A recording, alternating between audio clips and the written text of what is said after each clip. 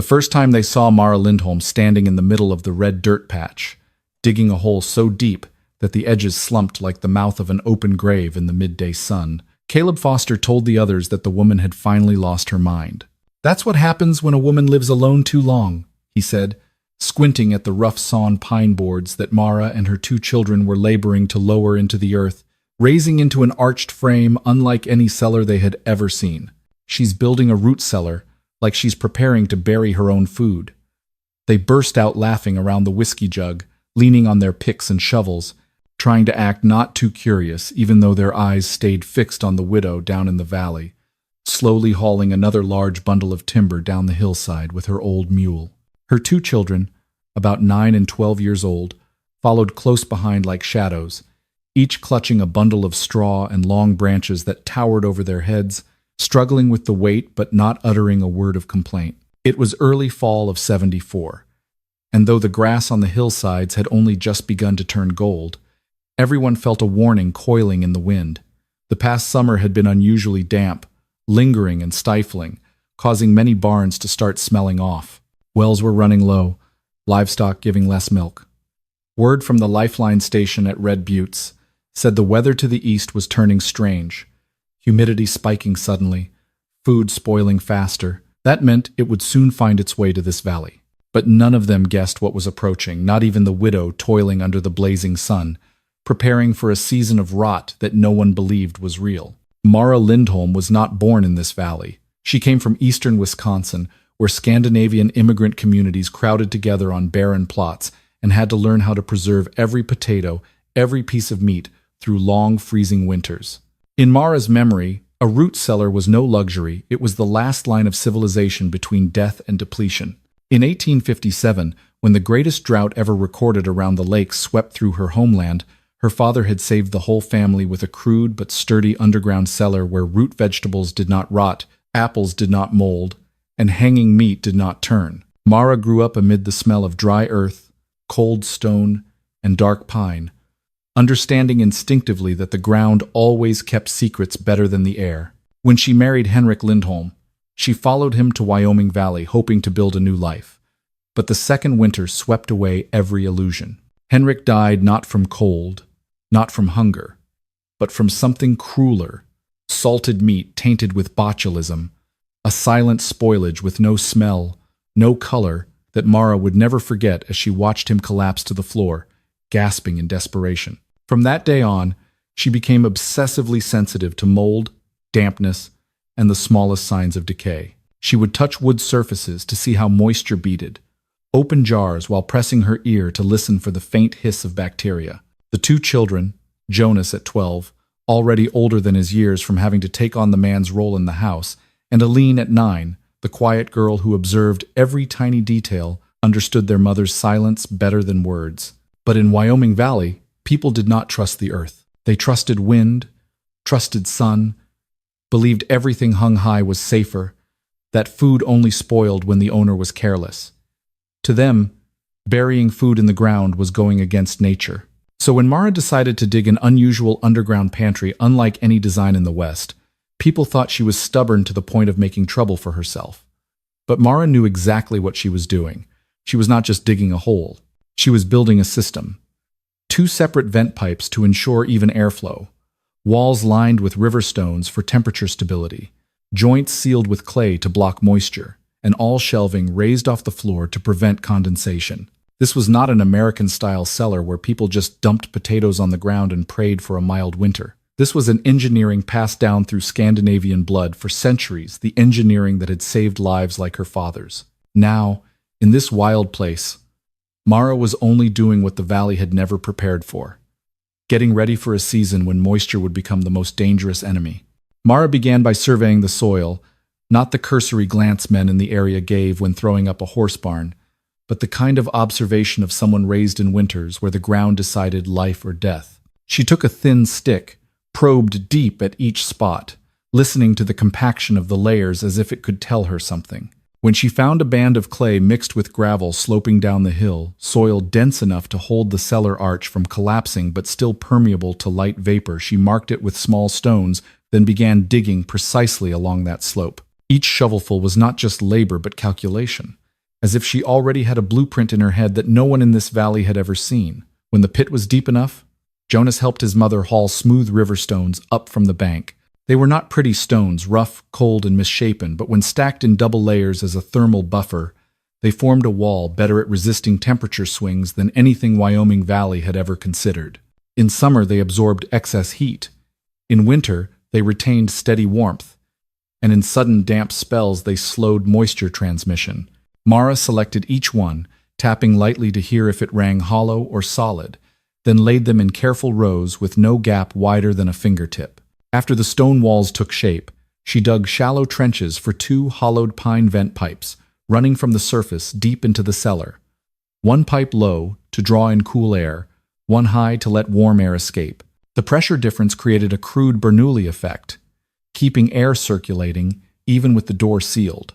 People in the valley understood none of it to them. Wind was just wind, but the system had existed for centuries in frozen Scandinavian villages. When they saw her installing these strange pipes, the men standing outside the fence burst out laughing. Food underground will sour. This valley isn't Norway, one woman whispered, voice tinged with fear. She's digging so deep it looks like she's building a grave for her husband. The children were more curious. A boy perched on the fence asked his mother, "Ma, why does she need 2 doors?" The mother answered without thinking, "Because grief makes people build strange things." The reply made some nod, some sigh, and some feel a chill, as if they were witnessing some mourning ritual of that widow. But Mara neither argued nor explained. She kept working in silence, hands placing stones, packing earth, sealing joints with clay to block vapor paths. Aline sat on a dirt step watching her mother, brown eyes recording every motion. Jonas hauled the pine boards his mother had dried for weeks to build raised shelves where ground cold could not condense into dampness. Day after day, the strange structure gradually took shape in the red earth, an underground cellar unlike any root cellar ever seen in this West, solid, sealed, calculated, and silent as the woman who created it. The whole valley watched, half mocking, half uneasy, but none understood that every stone placed, every clay seal, every vent pipe was built from memory, from fear, and from something they had never possessed. Experience surviving seasons when the earth no longer sided with people. Mara said not a word, but the cellar spoke for her, and soon enough, the whole valley would hear it more clearly than they wanted. That summer arrived not with storms, but quietly, like a lingering illness, starting with unusually hot days, then dragging on with wet nights that made the air heavy as if a damp cloth had been laid over the entire valley. Wind blew in from Utah, not the dry, cool breeze of past years, but stifling heat carrying fine dust and an unpleasant, musty smell that clung to skin. Old farmers lifted their heads from the fence lines, sniffed once, shook their heads, and muttered low enough that only a nearby child could hear. Something's wrong. This ain't normal. But for most in Wyoming Valley, trouble always arrived later than the feeling. Tragedy began with the smallest things, micro-catastrophes no one bothered to name until they combined into something undeniable. At the Hansen place, sacks of flour hanging in the loft suddenly swelled as if someone had blown air into them. When Mrs. Hansen touched one, the burlap felt warm, and moisture seeped through her fingertips. She cut a small slit to check. The smell of yeast and sourness rushed out, thick enough to make her step back. That night, they dumped all the flour into the yard, trying to dry it in the sun, but the heat only sped the fermentation, bubbling at the edges. Frontier Americans did not fear cold or wild animals, but unnatural fermentation of food stores always planted a panic they hid behind hard faces. At the Martin house, jars of preserved peaches in the kitchen cupboard began popping faintly. At first they thought the kids were messing around, but then one jar exploded loud enough to send glass shards across the table. "Mrs." Martin opened another to check. The syrup inside had turned cloudy, bubbling, the fermented fruit smell strong enough to make her turn away. Peaches were their winter preserve, a vital source of sugar and energy. Losing peaches was like losing hope for the cold months ahead. The Higgins family was plagued by rats, even though they had hung potatoes from the rafters as always. Within days, rats still found their way into every sack. When they cut one tuber to check, the flesh inside had turned gray-green, reeking of sharp ammonia that made Mr. Higgins dry heave at the doorstep. Rats destroyed by instinct. but the smell of spoilage planted more fear than the rodents. Rats did not kill people, but spoiled food could. While the whole valley scrambled in desperate efforts to salvage every sack of grain, every jar of fruit, every sprouting bag of potatoes, Mara quietly continued the work no one understood. Each afternoon she went down into the cellar once, carefully rechecking temperature, pressing her palm to the stone walls to feel humidity, slightly opening one vent to test airflow. Inside the cellar, temperature stayed steady at 52-55 degrees F, unchanged even when outside burned like fire. That brought her not pride but confirmation that her father's memories of the 1857 drought were not wrong, that the earth could betray the unprepared but remain loyal to those who knew how to read it. Valley people began noticing Mara differently. No one admitted it openly, but they saw she was not frantically drying flour like the Hansons, not dumping peaches like the Martins, not panicking like the Higginses. She just kept going, steady as the heartbeat of someone not surprised by what was happening. One morning old Mrs. Carson passed by, leaning on her cane to peer down at the nearly finished cellar, then whispered with a slight tremble, "She's building for something we don't see." No one answered, but hearing that alone made many suddenly feel their earlier mockery had become shallow and embarrassing. They did not know the first signs were only beginning, and what they had not yet seen would soon roll down the valley like a season of rot unprecedented in anyone's memory. But the summer's strange signs were only the prelude. The real disaster struck the valley in early September, when a thick fog crawled up from the Platte River, blanketing the meadows white, wrapping around every house like the smell of a decaying animal. The fog did not lift in one morning as usual. It lingered 4 straight days, soaking into wooden roofs, clinging to windows, dripping from beams, and seeping into even the tightest storage sheds.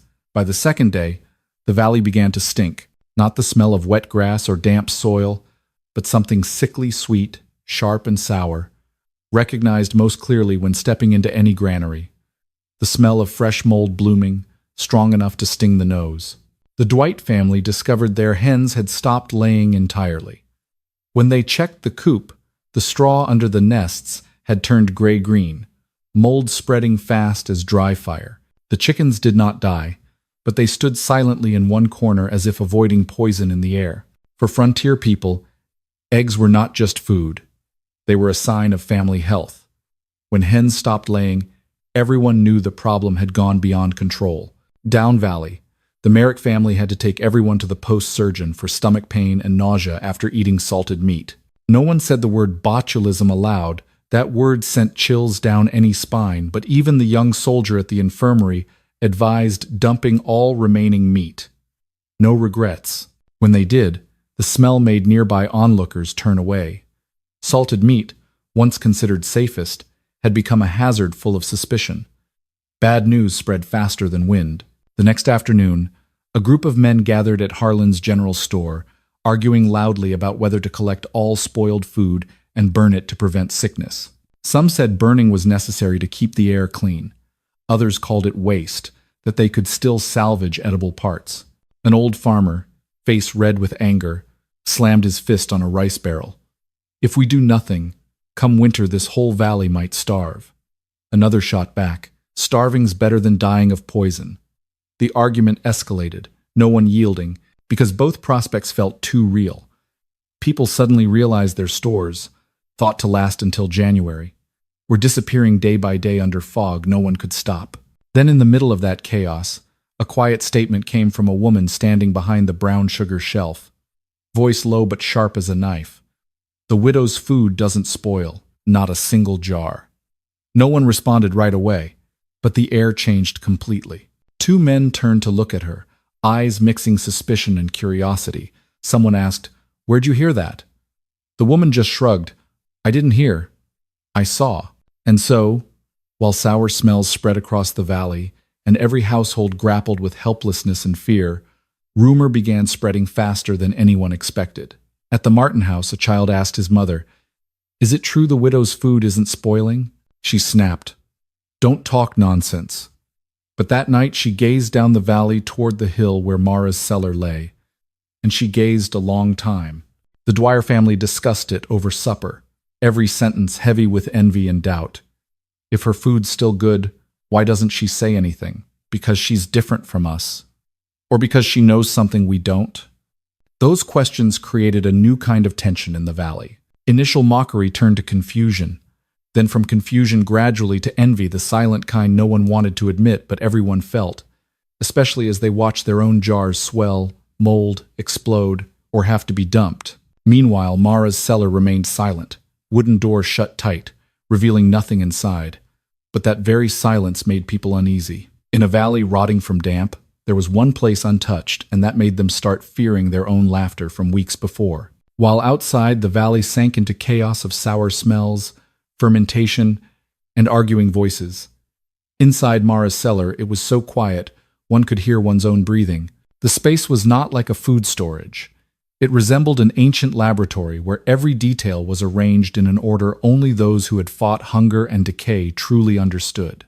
Pine shelves rose in tiers, each marked with small signs only Mara and the children knew. Thin carved notches indicating optimal humidity for each food type, triangle or curve symbols showing airflow paths, and arrow marks directing arrangement of roots by harvest order. Jonas once asked why it had to be so complicated, and Mara only replied, "So we know what to eat first, what to save when winter turns its back on us." On the left side were root vegetables, potatoes, turnips, carrots, all placed on raised racks inches off the floor so ground cold could not condense moisture on them. Each potato, before going into baskets, was tapped lightly with knuckles. A crisp talk meant the inside was sound. A dull thud signaled moisture had crept into the flesh. She taught Jonas and Aline to listen, making them close their eyes, training them to distinguish sounds like an ancient survival lesson. "If you hear wrong," she said, "winter will correct you in a way you won't like." In the back corner was the grain area: corn, oats, wheat in thick cloth sacks stacked but never touching stone walls to avoid moisture transfer. Jonas checked sacks by gently squeezing the outer layer to feel dryness. On the right side hung smoked meats on crossbeams near the ceiling. Each piece was dry, firm, dark, with no shiny fat streaks or white mold spots. When Mara held a thin knife to a piece and sliced, no gas bubbles escaped, sign of clean, proper preservation. Glass jars stood in long rows, clear as well water, not a single bubble inside. Peaches, pears, and dried apples looked as if sleeping peacefully under clear syrup, in complete contrast to the popping sounds at the Martin house. Pickled vegetable jars were the same, deep but uniform color, no yeast layer floating. When opening an apple jar, the cellar filled briefly with clean, sweet scent mixed with dry earth and cool stone, a fragrance that made one think of snowy winter days yet safe, like standing inside the belly of a large animal that knew how to protect. None of it was accidental. Mara did not merely store food. She managed it like a living system. She knew how every corner breathed, how temperature shifted when wind changed, and which paths moisture took through soil. The children learned it too, through every day, every motion. And that order, that unforgiving precision only made people more afraid when compared to the chaos outside. No one in the valley had stepped inside the cellar yet. But if they had seen it, they might have understood immediately that this was not a place the widow prepared for death. This was a place she prepared to live, while the whole valley was slowly rotting, and no one quite realized it yet. The chaos outside seemed to have reached its limit. But nature still held back one final blow, a blow no one in Wyoming Valley imagined would happen at the end of September. That afternoon, the sky suddenly darkened, black clouds rolling down from the Absaroka Range like a threatening wall.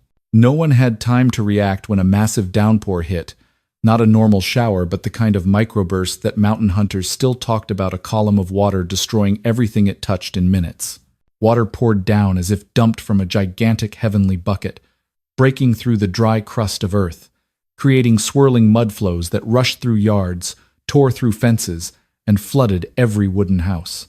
In just half an hour, the entire main road in the valley turned into a thick brown stream, mixed with straw, manure, rotten potatoes, and shattered glass jars. The mud flooded straight into the granaries, places once considered the belly of winter. Wood absorbed water in minutes, swelling, going limp, and then starting to emit a pungent, musty smell that made anyone entering hold their breath. Grain sacks collapsed, the top layers turning into mush, the bottom ones caked in mud, beyond saving. At the Martin place, 3 barrels of oats, their pride and main livelihood, were completely destroyed. When Mr. Martin opened the lid, mud rose to the brim, swirling with cloudy yeast layers and bubbling green mold patches. He dumped the first barrel into the yard, then the second, then the third, shaking his head each time as if unable to believe that in one storm, food prepared for the entire winter had turned to waste. Mrs. Martin stood beside him, hand over her mouth, eyes red. The 2 little ones clung to her skirt, watching the oats flow away like watching the family's hope vanish. At the Dwyer place, the family tried to check the remaining salted meat. When Mr. Dwyer opened the first jar, a faint pff escaped, then a sulphurous stench hit his face like a slap. He staggered back, nearly falling, while his wife quickly pulled the 2 little ones away. When they opened the second and third jars, the smell was worse, no longer salted meat, but something decomposed beyond touch. The jars of meat, once seen as winter treasures, had become deadly hazards. Panic spread faster than the flood. Down the valley, the Higgins family had to burn their entire potato stockpile after discovering many tubers had turned brown-black and soft as mud. When they lit the fire, the acrid smell of burning rotten potatoes filled the air, making many nauseous. They burned not because they had no choice left, but out of fear the disease would spread to the water supply. Fires from the Higgins place burned all afternoon, glowing like a signal of humanity's surrender to dampness and rot they had once scorned. Children in the valley began to cry. They did not fully understand, but they knew the kitchen cupboards held nothing edible for the next 2 weeks. Flour, grains, preserved peaches, potatoes, everything destroyed. Many families sat around wooden tables, heads in hands, staring blankly at spots where food jars once stood, now emptied. Even the strongest men in the valley trembled when telling their wives, "We won't make it through this winter without finding a way." But that way did not exist in any house they owned.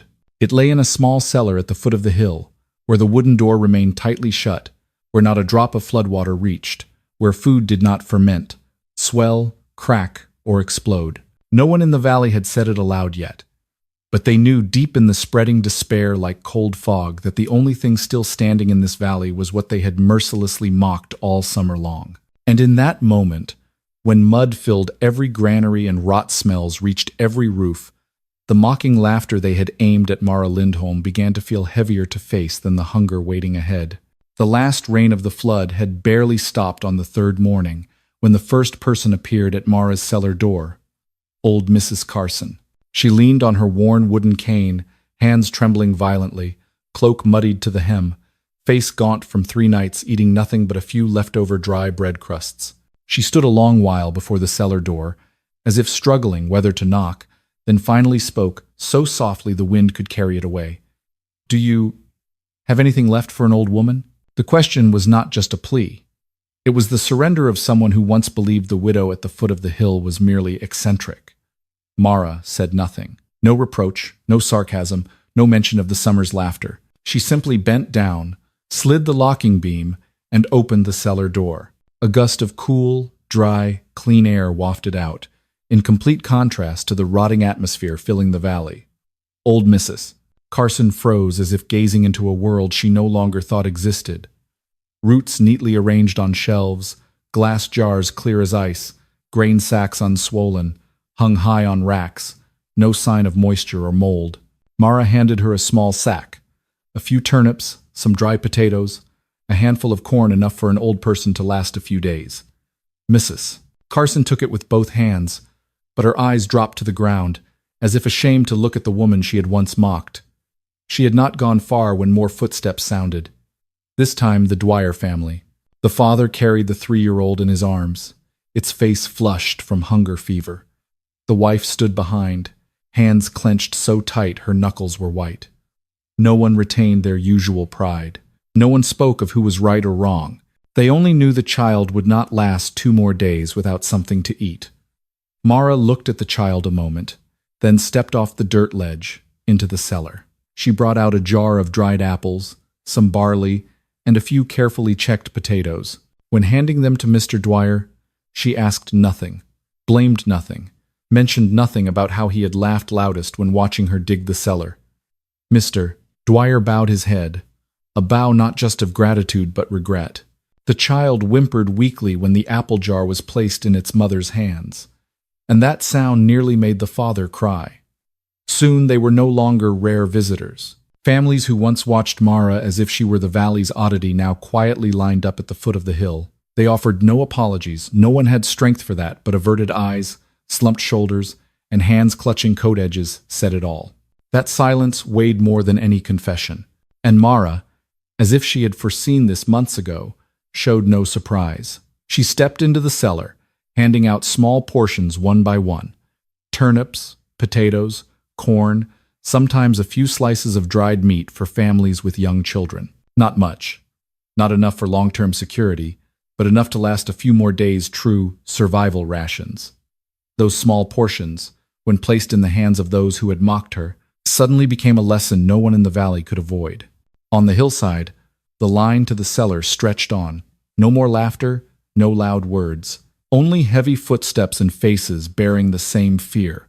Fear of hunger, fear of rot, fear of having dismissed what they did not understand. And deeper than all, fear that they now depended on the very woman they had once called mad. In the fading afternoon light, Mara's cellar door opened and closed, like the steady breath of the only life still maintaining order where everything else had decayed. And there, something no one said aloud but everyone felt clearly, the moral order in this valley had reversed. The one mocked was now saving the entire community, while those who laughed stood silent like wrongdoers before a truth they could no longer deny another day. When the line of people seeking help became undeniable, Mara knew the time had come to set her rules. She could not feed the whole valley from the cellar's stores. What they needed was not food, but knowledge, the only thing that could save them through the long months ahead. So, on the fourth morning after the flood, when the last families received their meager rations, Mara stood before the cellar door, wiping dirt from her hands and speaking calmly but firmly, a voice that silenced everyone instantly. If you want to survive this winter, you must learn how to keep food from rotting yourselves. I can only help a little. The rest, you must do. No one objected. Not one. The men who once mocked her stood still, throats dry with shame, but when Mara pointed down the valley and said, "Start by digging drainage ditches," they nodded immediately. Mara led them to the slope where soft soil had been torn by rain. She used a stick to draw water flow lines, explaining that a properly directed ditch alone would divert water from house foundations and prevent granary rot. She had the men divide into teams, digging ditches about a hand-span deep, running around the perimeter of each house's cellar or storage. It was the first time in the valley a widow stood in a circle of men and instructed them as if it were the most natural thing. No one found it strange anymore. Crisis had erased all prejudice. When the ditches were marked, Mara moved to gathering river stones. She explained that stream stones, with their natural density and cool surface, were the armor against temperature swings. Stable temperature was the only thing preventing mold in long winters. Jonas and some children helped her select stones. The men hauled large ones back. No one complained, though their backs dripped sweat. Next, Mara showed them how to work cracked clay, a seemingly simple task but so precise they had to focus on every detail. She soaked clumps of clay in water, kneaded them with both hands, then sealed small gaps between stone layers. "Moisture sneaks in through a hair-thin crack," she said, "and the whole store rots in a week." Many men looked at each other, unbelieving that something they dismissed could cause such disaster. But they followed. No arguments. And finally, the most important part, sorting food by moisture class. Mara laid out roots, glass jars, dried meat, grains on the ground, and explained how each reacted to heat, vapor, airflow. Potatoes, like cool but hate water, she pointed. Barley lasts long but must hang high. Fruit stays away from stone walls. Over 20 people stood listening intently, like students before a strict but authoritative teacher. They memorized every word, knowing their family's survival depended on details they once saw as women's worries or trivial. But now, before them was a widow who had outpaced the valley with quiet knowledge gained from loss, and no one dared call it eccentricity anymore. When Mara taught them to test humidity with palms, listen to grain sounds in sacks, detect danger smells before eyes saw. The men bowed lower, not from fatigue, but respect. For the first time in Wyoming Valley history, a woman's knowledge became the only solid foundation to lift the community back up. No one objected, no one doubted. They knew raw and bitter that in this valley, Mara Lindholm was the only one who still understood. And if they wanted to live, they had to learn from the woman they had once mocked without knowing they were ridiculing their own survival. From the first days, Mara made them dig ditches, haul stones, seal clay, and learn to sort food by moisture class. The valley began to change in a way no one imagined. The change came slowly but surely, like groundwater seeping through rock. No one noticed immediately. But one morning, everything was different. Wyoming Valley people, long used to living by instinct and oral experience, now restructured daily life according to the moisture logic Mara had unintentionally brought.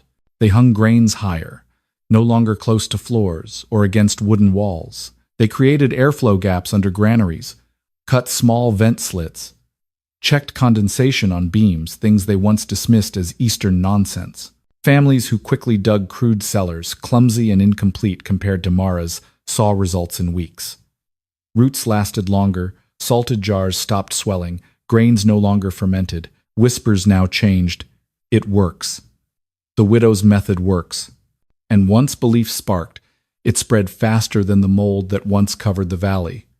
Valley children also began coming to Mara's house each morning, no longer to beg food, but to learn distinguishing spoiled food sounds, smelling danger before it became poison, testing humidity on stone walls. Mara taught them not like a school teacher, but like a survivor, clear, slow, missing nothing. Jonas and Aline stood beside their mother, repeating motions and explanations learned months before, becoming the valley's youngest assistants. Parents watched from afar with feelings hard to name, grateful, ashamed, awed. But greater change came one afternoon when a trader from Fort Bridger passed through. He stopped at the general store for water and heard people talk of the flood, strange rain, rotting food, and finally Mara's cellar. He asked, "An underground cellar dry enough to keep the valley alive through a wet September?" Harlan, the store owner, replied shortly, "Not just dry, built the way it should be." The trader said nothing more, but leaving the valley, he carried the story like invisible goods. Within weeks, tales of the Lindholm cellar, the trader's short, memorable name, spread to small towns around Wyoming Basin. In Sweetwater saloons, people told each other, "A widow down the valley saved her community by reading moisture." In Rock Springs, one man asked another, "Heard of the Scandinavian cellar yet? It kept food alive through a whole rotting season." Lindholm's cellar became a small legend, retold through many mouths, altered slightly, but the spirit unchanged. A woman who understood earth, water, and damp better than men farming 30 years. When the first winter after the flood arrived, the valley no longer trembled like before. Crude cellars dug by people imperfect held more food than anyone expected. Families once thinking they would starve now had enough, though plain. Children once crying over empty stores now ran around with carefully stored dry turnips on shelves. People now understood they survived not by luck, but thanks to a woman they had mercilessly mocked. And one more thing they understood, survival came not from strength or numbers, but from knowledge and seeing danger before it took shape. In deep white winter, when wind howled over roofs and snow slid past doors, many looked up the hill where Mara's cellar lay, and they knew, without that woman, this would have been their ending season. Wyoming Valley survived, not by land, not by weather, but by the Lindholm cellar, and by the one who prepared for danger before any sign. Those who once mocked now only retold the story in low, respectful voices, like mentioning a new frontier truth. In this land, who understands moisture lives, who dismisses it dies. 1 year after the flood that destroyed every granary and forced the valley to relearn facing dampness from scratch, Wyoming Valley had changed so much a stranger passing could feel it. On hillsides, once just golden grass and scattered wooden houses, now rose over 20 underground cellars, each bearing its family's mark, but all based on what Mara taught. Double stone walls, staggered vents, clay sealed tight, raised shelves, and drainage ditches circling like invisible guards. Those cellars, once called madness, now symbolized sanity and survival. No one laughed, seeing a child help father haul stones or a mother tap a potato before shelving. Actions once mocked became the valley's unwritten law. On a small sign nailed beside the road into the center, people carved themselves. In this valley, life lasted because one woman refused to trust the air. Those words were not just recognition. They reminded all that sometimes what kills us is not cold, not hunger, but blind confidence in what we think we know about earth, water, and air. And that once a woman quietly stood alone against nature, reading danger in soil vapor, others felt nothing. Jonas, the 12-year-old son who once followed his mother digging every inch, now stood a head taller than the cellar floor.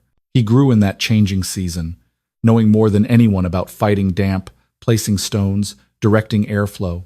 When families from neighboring valleys heard of the Lindholm cellar and came seeking guidance, Jonas stepped up for his mother, leading them along slopes, showing hard soil spots where water pooled and where to place doors, avoiding reverse winter winds. He became the region's cellar overseer without appointment. His reputation came not from words, but knowledge soaked into his bones from days helping his mother survive. Mara, who started it all, still lived in the small house at the hill's foot, tending the cellar like an ancient tree. She sought no praise, told no one's mistakes. She just kept working in silence, for to her, survival was never victory, but duty. One winter morning, thin frost still on wooden planks, sun suddenly cast a long golden streak on Mara's old cellar door. The light was not strong, but enough to illuminate wood grain where her hands and children's had touched countless times in stifling summer. From afar, the door seemed to glow amid cold earth, like a beacon away from decay, from last year's mistakes, from naivety the valley nearly paid with lives. And as the storyteller closes this tale, one truth everyone in the valley understands, though unspoken. They didn't just mock her cellar. They mocked the warning she felt in her bones, the kind no one else dared to believe, until their food spoiled and hers didn't. If you believe that survival stories from the old frontier still hold lessons for us today, please hit subscribe so you don't miss the next journey. Thank you for joining me, and see you in the next story.